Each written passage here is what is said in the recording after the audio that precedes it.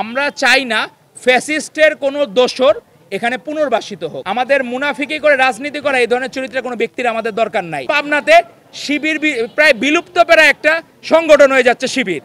আজকে আমরা পাবনা জেলার অন্তর্ভুক্ত যত শিক্ষা প্রতিষ্ঠান আছে তাদের আমরা একটা ইন্টারভিউয়ের আয়োজন করেছি।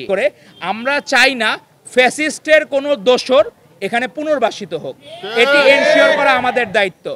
আমরা চাই দলের জেনুইন প্রোডাক্ট হোক।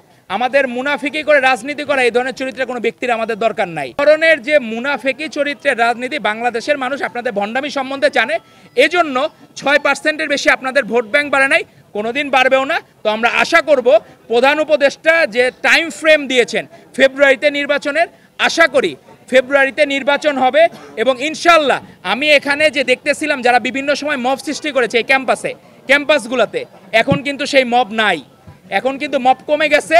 কারণ গুপ্ত শিবির যখন দেখতেছে যে তারা মার্কেটে হালে পানি পাচ্ছে না, তখন তারা এই মব থেকে সরে যাচ্ছে। কারণ মব হইলেই তাদের অবশ্যই বিচার হবে। এবং আমরা দেখলাম পাবনাতে শিবির প্রায় বিলুপ্ত প্রায় একটা সংগঠন হয়ে যাচ্ছে শিবির তো এই পাবনাতে।